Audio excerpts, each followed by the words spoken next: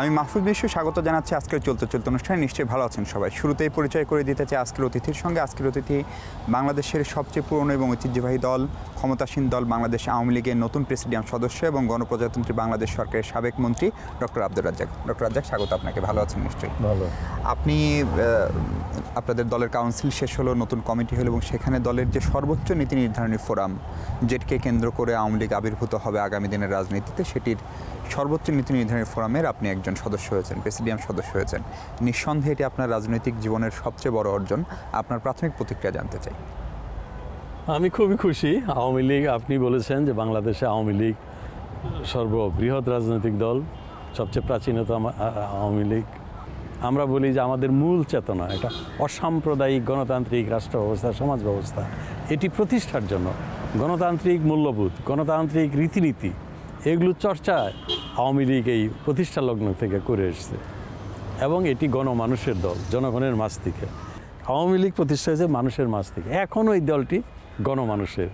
সেই গণমানুষের দলের গণতান্ত্রিক চর্চার ভিত্তিতে একটি সম্মেলন হয়েছে, দ্বিতীয় দিনে কাউন্সিল হয়েছে।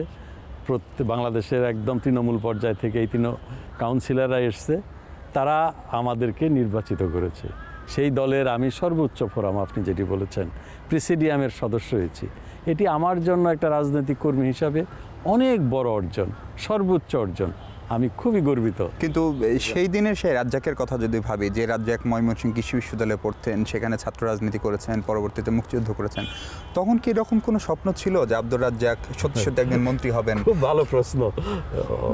টার্গেট ছিল কিনা আপনার? ছাত্র রাজনীতি করেছি বলে স্টুডেন্ট অ্যাক্টিভিস্ট ছিলাম। তখন কিন্তু একজন ছাত্র হিসাবে, সচেতন মানুষ হিসাবে, বুঝে অবুঝে আমরা তখন এই ছাত্র, এই অন্যায়, এই অবিচার, এই শোষণ শাসনের বিরুদ্ধে আমরা কিন্তু কাজ করেছি, স্লোগান দিয়েছি, মিছিল করেছি। মন্ত্রী হব, দুইটি মন্ত্রণালয়ের দায়িত্বে 5 বছর ছিলাম একই সাথে। অনেক বড় মন্ত্রণালয়, খাদ্য এবং দুর্যোগ ব্যবস্থাপনা, প্রায় সর্বোচ্চ বাজেট, 5 বছর একটানা ছিলাম। কোনো দিন কিন্তু ভাবি নাই। তারপর আওয়ামী লীগের কৃষি সম্পাদক হয়েছি, ছাত্রলীগের নেতৃত্ব ছিলাম, বাংলাদেশ কৃষি বিশ্ববিদ্যালয়ে কেন্দ্রীয় ছাত্র সংসদের বাকসুর সাধারণ সম্পাদক ছিলাম, ছাত্রলীগ কেন্দ্রীয় কমিটির সদস্য ছিলাম। কিন্তু ভাবি নাই যে এরকম প্রেসিডিয়াম সদস্য হব। এটি আমার কাছে মনে হয় যে একজন রাজনৈতিক কর্মী হিসাবে আমার জন্য অনেক অনেক বড় পাওয়া। কাউন্সিলে একটা কথা দলের বিদায়ী সাধারণ সম্পাদক যিনি ছিলেন সৈয়দ আশরাফ, কিংবা নতুন সাধারণ সম্পাদক ওবায়দুল কাদের, কিংবা সভানেত্রী শেখ হাসিনা, তারা সবাই বলছেন যে মূল লক্ষ্যটা হচ্ছে আগামী নির্বাচন। 2019 সালে হওয়ার কথা। ফলে সেই নির্বাচন নিয়ে এত আগে থেকে আপনারা কি একটু আগাম প্রস্তুতি নিচ্ছেন, নাকি একটা? আমাদের তার অন্য কোনো সুযোগ নাই। জনগণের সমর্থন নিয়ে ক্ষমতায় থাকতে, প্রতিষ্ঠার পর থেকে চোরাগলি পথে, পর্দার অন্তরাল থেকে কারো কিরানক আওয়ামী লীগ কোনোদিন ক্ষমতায় আসে নাই। এই আপনি দেখেন 2006 সালে, যেটা আমরা বলি যে এরকম তত্ত্বাবধায়ক সরকার, সামরিক বাহিনী বা সেনাবাহিনীর দ্বারা সমর্থিত, 2 বছর একটানা, কিন্তু আওয়ামী লীগ কিন্তু তার অংশীদার নয়। অর্থাৎ অগণতান্ত্রিক পথে প্রতিষ্ঠা লগ্ন থেকে কোনো দিন আওয়ামী লীগ বিচ্যুত হয় নাই এবং অসৎ পথে বা অসাংবিধানিক পথে কোনো দিন আওয়ামী লীগ ক্ষমতায় আসে নাই। কাজে আওয়ামী লীগকে জনগণের সমর্থন নিয়ে ক্ষমতায় আসতে হবে। 2 বছর খুব সময় না। গত 1 বছর গেলেই আপনার একদম রাজনৈতিক নেতা কর্মীরা তারা মাঠ পর্যায়ে নেমে পড়বে মানুষের মন জয় করার জন্য। কাজেই আমরা মনে করি যে আমাদের প্রথম মেয়াদে 5 বছর, দ্বিতীয় মেয়াদে প্রায় 3 বছর, এই প্রায় 8 বছরে আমাদের যে অর্জনগুলো, আমাদের যে লক্ষ্য ছিল, উদ্দেশ্য ছিল, সেগুলো আমরা অনেকটা বাস্তবায়ন করেছি। যেটা বলা আমাদের রূপকল্প, আমরা বলছিলাম যে আমাদের দারিদ্র্য অর্ধেকে নামিয়ে নিয়ে আসবো, আমরা বাংলাদেশের খাদ্যের স্বয়ংসম্পূর্ণ করব, ক্ষুধামুক্ত করব। আমরা বলেছিলাম বিদ্যুতের উৎপাদন বাড়িয়ে জ্বালানি সমস্যার সমাধান করব। এই ঢাকা শহরে পানি থাকতো না। আমি আপনাকেই জিজ্ঞাসা করি, গত 8 বছরে কোনো মানুষ কি কলসি নিয়ে পানির জন্য বেরিয়েছে? বের হয় নাই। বিদ্যুৎ এখন আগের মতো ওইরকম বিদ্যুৎ মিনিটে মিনিটে, ঘন্টায় ঘন্টায় বিদ্যুৎও যায় না, লোডশেডিংয়েরও ওই রকম লোডশেডিং হয় না। যেটা আছে খুবই সহনশীল। 3200 মেগাওয়াট বিদ্যুৎ উৎপাদন হতো, প্রায় 4500 মেগাওয়াটের সক্ষমতা ছিল। সেই সক্ষমতা প্রায় এখন 15,000 মেগাওয়াট। কিন্তু এই কথাগুলো মানুষকে বলতে হবে। যারা সরকারি দলের বিরোধী বিরোধী দল তারা বলে এটা তো সরকার করতেছে। কি সরকার কি? আমরা তো আমাদের সফলতা নির্ভর করে আমরা কী ধরনের পরিকল্পনা নিয়েছি, সেই পরিকল্পনা আমরা কত আন্তরিকতার সাথে বাস্তবায়ন করেছি এবং সেই পরিকল্পনা বাস্তবায়নে কতটা স্বচ্ছতা ছিল সেগুলো মানুষ মূল্যায়ন করবে, কিন্তু সেটা মানুষের সামনে আমাদের তুলে ধরবে। ডক্টর রাজ্জাক, নির্বাচন প্রসঙ্গে আরেকটি কথা আমরা কাউন্সিলে শুনেছি যে কোনোভাবেই আগামী জাতীয় নির্বাচন যেন বিতর্কিত না হয়, সেটা করাটা হচ্ছে আওয়ামী লীগের জন্য আরেকটা বড় চ্যালেঞ্জ। অবশ্যই, এবং সম্ভবত সেটির বড় কারণ হচ্ছে 5 জানুয়ারির বিতর্কিত নির্বাচন। সেই দায় আপনাদেরকে নিয়ে এখনো চলতে হচ্ছে। যদিও সেই নির্বাচন নিয়ে নানা মহলে প্রশ্ন ছিল আন্তর্জাতিক সম্প্রদায়েরও, সেই প্রশ্ন খানিকটা স্থিমিত হয়েছে হয়তো উন্নয়ন বা অন্যান্য কর্মকাণ্ডের কারণে। এই দল নিয়ে তো একজন মানুষ হিসাবে, দেশের একজন নাগরিক হিসাবে, একজন মুক্তিযোদ্ধা হিসাবে আমার কিন্তু অনেক গর্ব, অনেক অহংকার। যে বাংলাদেশকে নিয়ে বলেছিল যে তলাবিহীন ঝুড়ি, সেই বিশ্বব্যাংকের ম্যাকনামারা প্রেসিডেন্ট এবং সে আমেরিকার যুক্তরাষ্ট্রের পররাষ্ট্রমন্ত্রী ছিল, সে পরবর্তীতে বিশ্বব্যাংকের প্রেসিডেন্ট, সে বলেছিল যে বাংলাদেশ বিদেশি সাহায্যের উপরে নির্ভরশীল এবং জনসংখ্যার কারণে এই দেশটির অস্তিত্ব বিলীন হতে পারে। সেই বিশ্বব্যাংকের প্রেসিডেন্ট, সেই বিশ্বব্যাংকের চিফ ইকোনমিক্স, তারা বলছে Bangladesh has shown the pessimist world, Bangladesh is no longer a basket case, Bangladesh is a role model for development. বিশ্বব্যাংকের প্রেসিডেন্ট, জাতিসংঘের প্রধান, বিভিন্ন লিডিং পত্রিকা, Bangladesh time magazine, New York time, Washington post, ইকোনমিক্সের মতো পত্রিকা, তারা বাংলাদেশের রেফারেন্স হিসাবে উন্নয়নের জন্য, তৃতীয় বিশ্বের জন্য, লিস্ট ডেভেলপ কান্ট্রির জন্য এটি তারা একটা রেফারেন্স হিসাবে ব্যবহার করছে। এবং আপনি জানেন যে ওয়ার্ল্ড ব্যাংকের প্রেসিডেন্ট কিম সম্প্রতি সে লিমাতে পেরুতে গিয়ে সে বলেছে যে বাংলাদেশ পৃথিবীর জন্য একটা উদাহরণ। আপনার অমর্ত্য সেন, নোবেল লরেট, তারা একটা বই লিখেছে আনসার্টেন গ্লোরি, সেই বইয়ে সে বলেছে যে ভারতের মাথাপিছু আয় বাংলাদেশের প্রায় ডাবল, কিন্তু সামাজিক উন্নয়নের ক্ষেত্রে শিক্ষা, স্বাস্থ্য, নারী ক্ষমতায়ন, স্কুলের এনরোলমেন্ট, সব কিছুতে ভারতের চেয়ে বাংলাদেশ অনেক এগিয়ে রয়েছে। কিন্তু এই জিনিসগুলো আমরা মানুষের কাছে নিতে চাই এবং আমার দৃঢ় বিশ্বাস আপনি যে নির্বাচন আমাদের জন্য বলেছেন বড় চ্যালেঞ্জ, এই নতুন যে আমাদের কমিটি হয়েছে বা যে কমিটি হবে, নতুন পুরাতন মেধাবী যারা খুব কর্মঠ নিষ্ঠাবান, তাদের নিয়ে একটা কমিটি হবে। সেই কমিটি অতীতেও অনেক নির্বাচন আমরা পরিচালনা করেছি। 54 সালে, 49 সালে প্রতিষ্ঠা হয়েছে, 54 সালে কিন্তু আওয়ামী লীগ ক্ষমতায় এসেছিল। কাজে আমরা জানি যে কী কৌশল আমাদের নিতে হবে, সেই কৌশল আমরা গ্রহণ করব, কর্মসূচি নিব এবং এইটাই বড় চ্যালেঞ্জ। কিন্তু এত সব অর্জন যখন প্রশ্নের মুখে পড়ে নির্বাচন প্রক্রিয়া বা পদ্ধতি নিয়ে, সেটিকে শুদ্ধ করার জন্য বা গ্রহণযোগ্য করার জন্য নিশ্চয়ই আপনার দলের কোনো কৌশল থাকবে কিনা, সেই প্রশ্নের উত্তর শুনবো ডক্টর আব্দুর রাজ্জাক। তার আগে ছোট্ট একটা বিরতি নিতে চাই। দর্শক, ছোট্ট একটা বিরতি, আমরা কথা বলছি ডক্টর আব্দুর রাজ্জাকের সঙ্গে, আমাদের সঙ্গে থাকছেন নিশ্চয়ই।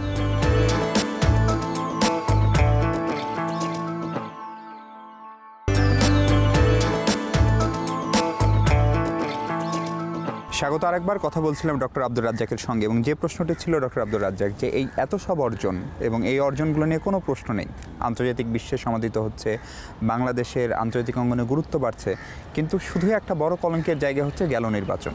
সেইখান থেকেই কি আপনারা নির্দেশনা দিচ্ছেন যে না, আগামী নির্বাচনটা এরকম প্রশ্নবিদ্ধ না হয়, এবং সেটা যদি সত্যি আপনি আন্তরিকভাবে না করতে চান সেক্ষেত্রে কৌশলটা কি হবে? সবাইকে নিয়ে নির্বাচন করার কথা বলছি। গত নির্বাচনটা আমি বলবো এটা প্রশ্নবিদ্ধ হয়েছে, তার জন্য তো আমরা দায়ী না।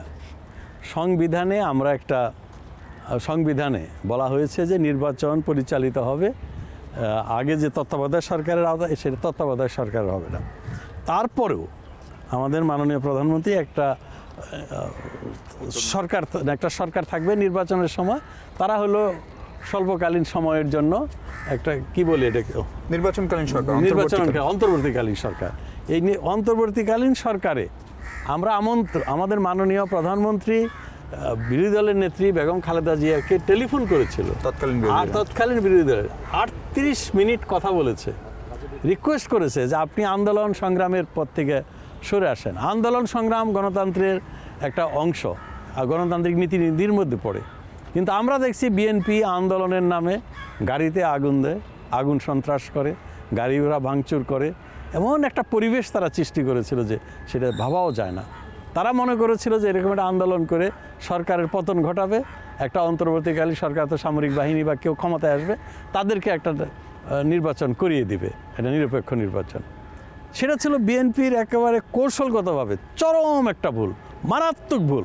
আমি মনে করি বিএনপিও ক্ষমতায় এসছে, ক্ষমতায় ছিল, এই দলটি ক্যান্টনমেন্টে প্রতিষ্ঠিত হলেও অনেক লোকজনের সাথে তারা ক্ষমতা ব্যবহার করে, সামরিক বাহিনীকে ব্যবহার করে অনেক মানুষকে দীর্ঘদিন এর সাথে সম্পৃক্ত করতে পেরেছিল।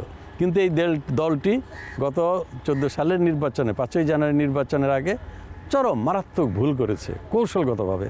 তারা যদি আমাদের মাননীয় প্রধানমন্ত্রীর আহ্বানে অন্তর্বর্তী সরকারের অংশ হিসাবে এই আসতো এবং নির্বাচনে অংশগ্রহণ করত, তাহলে এই নির্বাচনের ফল কি হতো এটা আমরা এটা অনেক কঠিন হতো আমাদের জন্য। আমরা যে আজকে যে মেজরিটি পেয়েছি, সংখ্যাধিক্য পেয়েছি, এটা হয়তো পেতাম না। কাজেই নির্বাচন আরও বেশি গ্রহণযোগ্য হতো। কাজেই বিএনপি যদি ভুল করে থাকে, সেই ভুলের দায়িত্ব আমরা কেন নিব? ঠিক আগামী নির্বাচনেও ইনশাল্লাহ আমরা চেষ্টা করব যাতে সকলের নিকট গ্রহণযোগ্য হয়, সবাই এই নির্বাচনে রাজনৈতিক দল অংশগ্রহণ করে, ব্যাপকভাবে মানুষ অংশগ্রহণ করে। আপনি রাজনীতিতে সজ্জন বলে পরিচিত, আপনি পড়াশোনা জানা মানুষ, আপনি বাজে কথা বলেন না, আপনি টেন্ডারবাজি বা এই ধরনের কোনো অভিযোগ ডক্টর আব্দুর রাজ্জাকের বিরুদ্ধে নেই। ধন্যবাদ ফর ইউর কমপ্লিমেন্ট। এখন পর্যন্ত নেই বা আমরা দেখি না। ফলে সেরকমই একটা জায়গা থেকে আওয়ামী লীগ প্রচুর বড় বড় নেতা জন্ম দিয়েছেন বাংলাদেশের রাজনীতিতে, বঙ্গবন্ধু ছাড়াও। ফলে সেই জায়গা থেকে শহীদ ইসলামের মতো, আমি ময়মনসিংহে কৃষি বিষয়, বাংলাদেশ কৃষি বিশ্ববিদ্যালয়ের রাজনীতি করতাম। শহীদ ইসলামের মতো নেতা এমনকি এখনো আমাদের রাজনীতিতে যারা গুণী মানুষ তারা সবাই আপনার দলের, বা যারা হয়তো এখন অন্য দলে গেছে তারাও কোনো না কোনোভাবে ছাত্রলীগ আওয়ামী লীগের সহযোগিতা। আমার প্রশ্নটা হচ্ছে যে যেভাবে আপনি বলেন ডক্টর আব্দুর রাজ্জাক, বিএনপি বা আওয়ামী লীগ এই দুটো দলের যে কোনো একটিকে ছাড়া নির্বাচন আসলে সত্যিকার অর্থে গ্রহণযোগ্য সাধারণ মানুষের কাছে হয় না। ব্যক্তি আব্দুর রাজ্জাক যেহেতু প্রেসিডেন্টে কথা বলার সুযোগ থাকছে, সেই জায়গাটা, সেই কৌশলটা নির্ধারণে এবং সব রাজনৈতিক দলকে নির্বাচনে আনতে আপনার ব্যক্তিগত কোনো উদ্যোগ আপনার ক্ষমতা থেকে আপনি রাখবেন কিনা? আমি অবশ্যই বলবো এটা বৃহৎ রাজনৈতিক দল বিএনপি, তাদের অংশগ্রহণ হওয়া দরকার। আমার দৃঢ় বিশ্বাস যে আগামী নির্বাচনে অবশ্যই তারা অংশগ্রহণ করবে এবং নির্বাচনটি মানুষের কাছে একটা সুষ্ঠু সুন্দর নির্বাচন হবে, এটা আমার দৃঢ় বিশ্বাস। আমরা তার জন্য পরিবেশ সৃষ্টি করব, এইটুকু আমি আপনাকে বলতে পারি। রাজীব ভাই, একটা বিনীত প্রশ্ন, জাতীয় পার্টিকে আপনি বিরোধী দল হিসেবে কত নম্বর দিবেন 100-এর মধ্যে? দেশের বৃহত্তর স্বার্থে আমরা জাতীয় পার্টি, তারা আমাদের মন্ত্রী সবাই আছে, তারা আমাদের সাথে জড়িত, তাদেরকে নিয়েই আমরা দেশটা পরিচালনা করছি। কিন্তু তারা আবার আমাদের বিভিন্ন বিষয়ে সমালোচনাও করে, অনেক ভূমিকা রাখে। প্রেসিডেন্ট এরশাদ প্রতিদিনই কোনো না কোনোভাবে এই সরকারের সমালোচনা করছে। তার জন্য তো আমরা এরশাদকে আমরা জবাব দেই, কিন্তু আমরা তো তাকে কোনো জাতীয় পার্টির বিরুদ্ধে কোনো ব্যবস্থা আমরা নেই না, বা তাকে আমরা হয়রানি করি না। আমার প্রশ্ন হচ্ছে যে আপনি মন্ত্রী ছিলেন একটা পুরো দফা, এবং আপনি নিজেই বলছিলেন অনেক বড় মন্ত্রণালয়, যে মন্ত্রণালয়ের সঙ্গে দেশের সব শ্রেণী পেশার মানুষকে জড়িত থাকতে হয়। আপনি মন্ত্রিত্ব থাকার সময় খুব বেশি সমালোচনা ছিল একটা নিয়োগকে কেন্দ্র করে, সেটা নিয়ে আপনার দায়ভার কতটুকু সেটা আমরা খুব স্পষ্ট না, কিন্তু অনেকেই আপনার শুভাকাঙ্ক্ষী যারা, তারা বলছেন যে ডক্টর আব্দুর রাজ্জাকের মন্ত্রণালয় থেকে বিদায়টা আরেকটু ইতিবাচক হতে পারতো। সেই দায়টা আসলে, সেই ঘটনাটা কি বলবেন, বা সেটার কোনো দায় কি আপনি স্বীকার করেন? আমি খাদ্য অধিদপ্তরের নিয়োগের কি হয়েছে তা আমার জানা নাই, এটা আপনি কোথায় পেলেন আমি জানি না। এটা নিয়ে কি গণমাধ্যমে শেষ সময় গণমাধ্যমে খুব একটা আসে নাই। একটা পত্রিকায় তারা এটা লিখেছে, কোনো পত্রিকায়, এটা বড় কোনো পত্রিকায় এটা লেখে নাই, একটা পত্রিকায় লিখেছে। এই দেশের একটা হয়ে গেছে যে এদেশের হলেই এই নিয়োগই হলে এখানে নানান রকম অস্বচ্ছতা হয়।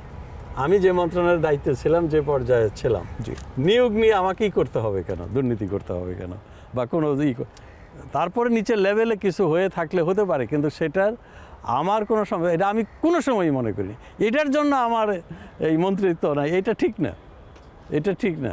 আমি আপনাকে বলি, আমি আওয়ামী লীগের প্রেসিডিয়ামের সদস্য হিসাবে 2001 সালে আমি বিরোধী দলের এমপি হিসাবে এই পার্লামেন্টে এসেছি। 2001 সালে আমি যে আমার ইনকাম ট্যাক্সে আমার হিসাব দিয়েছি, হ্যাঁ, প্রদর্শিত আয়, তার থেকে আমি 1 ডেসিমেল জমিও আমি এই 16 সাল পর্যন্ত কিনি নাই, একটা ডাইনিং টেবিলও বানাই নাই, একটা কোনো ফ্ল্যাটেরও মালিক হয় নাই। আমি এখন এই আমার নিজেরও ফ্ল্যাট 2001 সালেই ছিল, যে ফার্নিচার ছিল সব একই আছে। আমরা অনেক অনেক অনেক সততার সাথে কাজ করেছি। কাজেই ওই দায়িত্ব তো প্রশ্নই ওঠে না। বললাম তো যে আমার আয়ের 1 ডেসিমেল জমি একটা অ্যাপার্টমেন্ট কিংবা একটা অ্যাপার্টমেন্টের কিচ্ছু যোগ হয় নাই। আপনার সেই সততার পুরস্কার হিসেবে হয়তো আপনি আজকে আওয়ামী লীগের প্রেসিডিয়ামে, এবং তারপরেও আপনি দলের অনেকগুলো গুরুত্বপূর্ণ দায়িত্ব পালন করেছেন। বিশেষ করে ঢাকার প্রথম যে 2 সিটি কর্পোরেশনের ইলেকশন, সেটির অন্যতম সমন্বয়কারী আপনি ছিলেন। সেটি একটা বড় প্রভাবক হয়েছে কিনা সেই প্রশ্নের উত্তর শুনবো, তার আগে আবার একটা বিরতি নিতে হচ্ছে। দর্শক, আবারও একটা বিরতি, ফিরছি একটু পর। আমাদের সঙ্গে থাকবেন, ডক্টর আব্দুর রাজ্জাকের সঙ্গে কথা বলুন।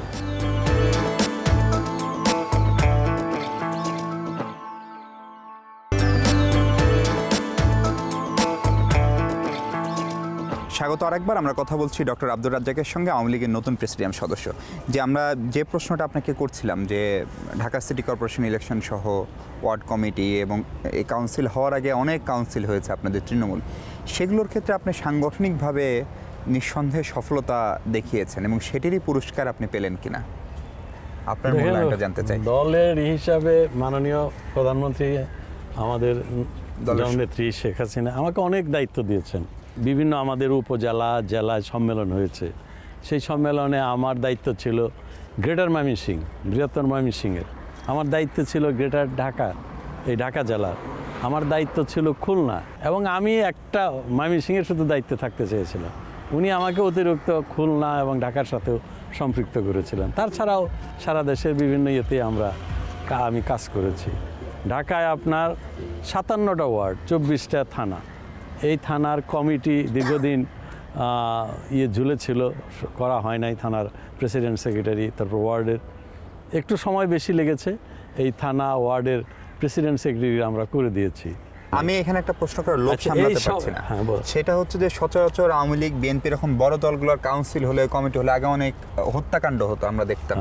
কমিটি নিয়ে মারামারি হতো, বিশেষ করে ওয়ার্ড লেভেলে। এটা তো খুবই স্বাভাবিক ঘটনা, আমি আমার জীবনে দেখেছি, আপনি তো নিশ্চয়ই দেখেছেন। এইবার সেটা হলো না, সেটার ম্যাজিকটা কি? ম্যাজিক একটা কর্মীদের যেভাবেই হোক, আমি তো আগে সরকারি চাকরি করতাম, তারপর চাকরি থেকে নিয়ে এসেছি। আমার দৃঢ় বিশ্বাস যে কর্মীদের মনে একটা আমার প্রতি আস্থা ছিল যে উনি অস্বচ্ছ কিছু করবে না, কারো প্রতি বায়াসড হয়ে কিছু করবে না, এবং কোনো স্বজনপ্রীতি বা কোনো রকম সুযোগ সুবিধা বা করার সেগুলো করবে না। তাদের আস্থা ছিল। ছোটোখাটো দু একটা ভুল হতে পারে নেতা নির্বাচনে, কিন্তু সার্বিকভাবে কোনো স্বার্থের থেকে উনি কিছু করবেন না। এই জন্য ইনশাল্লাহ সবাই এটাকে গ্রহণ করেছে এবং এটাকে অ্যাপ্রিসিয়েট করে। একটা বিষয় খুবই জরুরি জানতে ইচ্ছে হচ্ছে, সেটা হচ্ছে যে আওয়ামী লীগের আমাদের দেশে রাজনীতিতে বিদেশিদের একটা প্রভাব সবসময় থাকে, এবং নানা নেতাকে আমরা নানাভাবে কিন্তু চিহ্নিত করি যে অমুক চীনপন্থী, অমুক কমিউনিস্টপন্থী, অমুক আমেরিকাপন্থী।